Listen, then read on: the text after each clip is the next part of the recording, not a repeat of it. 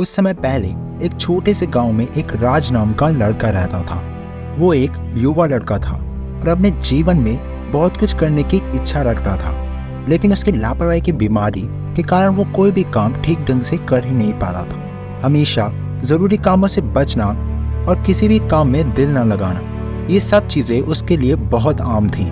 और इसी आलस के कारण उसने ऐसे बहुत से अवसरों को गवा दिया जिससे वो अपनी जिंदगी में कामयाब बन सकता था। एक दिन राज ने ये महसूस किया कि उसके आलस के कारण उसने बहुत सी चीजें गवा दी हैं। अगर वो आलसी ना होता तो अपने जीवन में बहुत कुछ हासिल कर सकता था। उसके साथ के सभी लोग अपनी जिंदगी में बहुत कुछ हासिल कर रहे थे, बस वहीं खड़ा था जहां वो पहले था। राज ने अपने आलस को त्यागने का निर्णय लिया। इसमें उसकी मदद सिर्फ गांव के मास्टर जी ही कर सकते थे। वो तुरंत ही गांव में मास्टर जी से मिलने गया।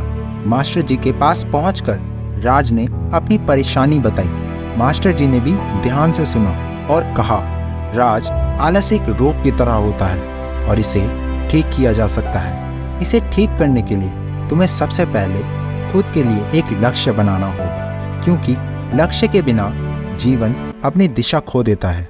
एक बार जब मन को मंजिल मिल जाती है तब उस मंजिल तक पहुंचना आसान हो जाता है।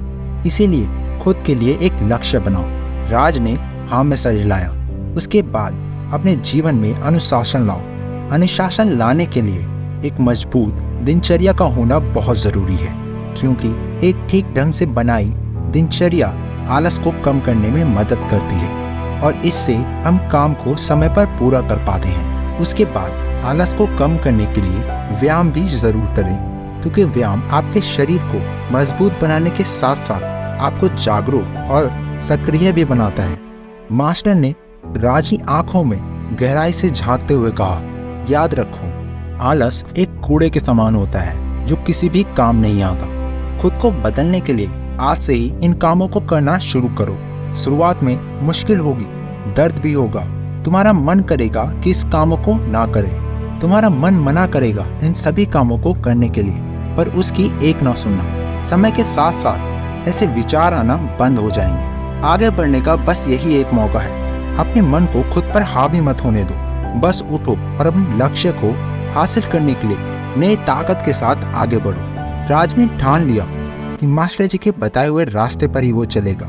उसने खुद के लिए एक लक्ष्य बनाया। शुरुआत में उसे बहुत मुश्किल हुई, उसका मन किसी भी काम में नहीं लगता था, पर धीरे धीरे समय के साथ साथ उसका आलस कम हो गया। उसने खुद में एक परिवर्तन महसूस किया। राज ने जो सपने देखे थे वो धीरे धीरे सब पूरे होने लगे। उस दिन के बाद राज ने एक मंत्र अपनाया, कम सोचो और ज्यादा करो। अगर आपके सपने भी बड़े हैं पर काम करने में मन ही नहीं लगता, तो इस कहानी में बताई गई चीजों का पालन करें। खुद के लिए एक लक्ष्य बनाएं। अनुशासन में रहने के लिए खुद पर जोर डालें और जब भी काम करने का मन ना करे तब खुद से ये कहें, ये मेरे लिए ज़रूरी है, मेरे सपनों को पूरा करने के लिए ज़रूरी है।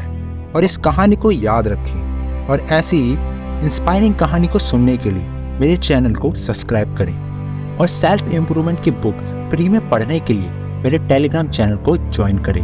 लिंक डिस्क्रिप्शन में है।